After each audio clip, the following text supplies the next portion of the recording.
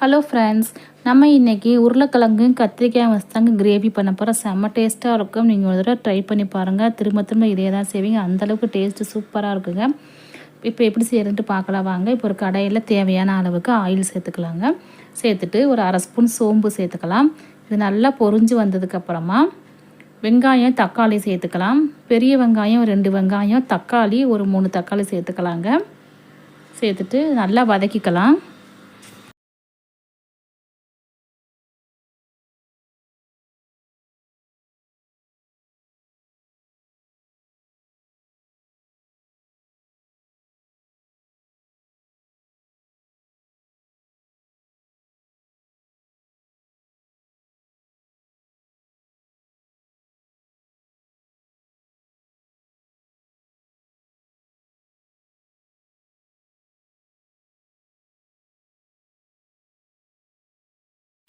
அடுத்ததாக உருளைக்கிழங்கு தோலை சீவிட்டு கட் பண்ணி வச்சுருக்கேன்.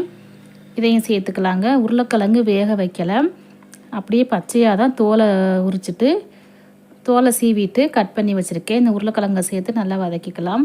அதுக்கப்புறமா கத்திரிக்காயும் இதே சைஸில் கட் பண்ணிவிட்டு தண்ணியில் போட்டு வச்சுருக்கேன். அதையும் சேர்த்துட்டு நல்லா வதக்கிக்கலாம்.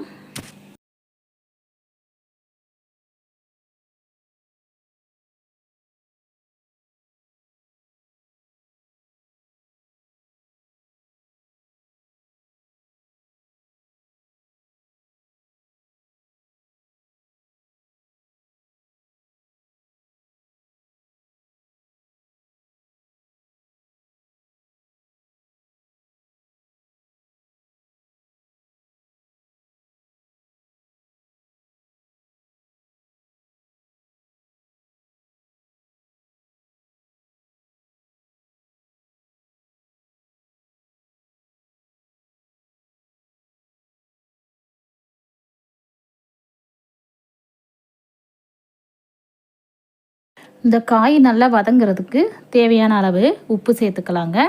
சேர்த்துட்டு நல்லா வதக்கிக்கலாம்.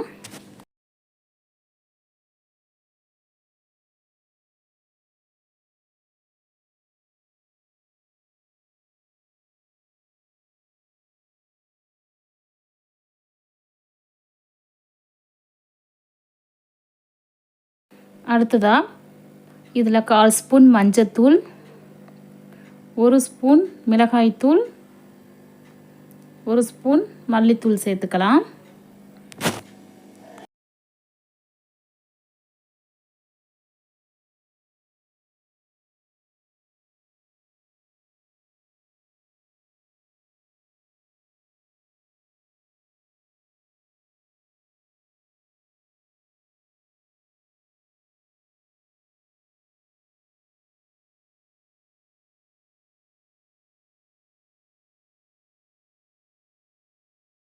அதுக்கப்புறமா ஒரு அரை ஸ்பூன் ஜீரகத்தூள், 1/4 ஸ்பூன் மிளகுத்தூள் சேர்த்துக்கலாங்க.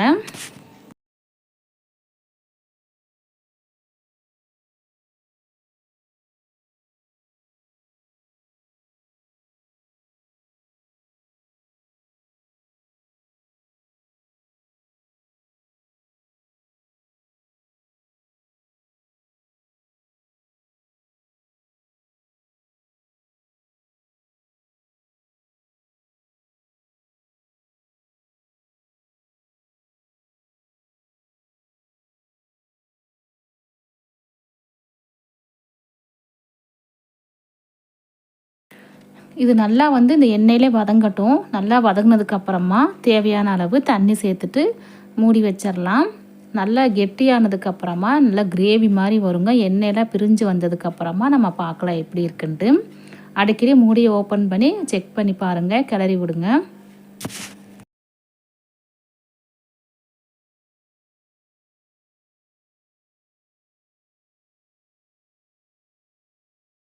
இப்போ பாருங்கள், சுவையான உருளைக்கிழங்கு கத்திரிக்காய் கிரேவி ரெடி ஆயிடுச்சுங்க. கண்டிப்பாக ட்ரை பண்ணி பாருங்கள். சாம்பார் சாதம், ரச சாதம், தயிர் சாதத்துக்கெலாம் சூப்பராக இருக்கும்.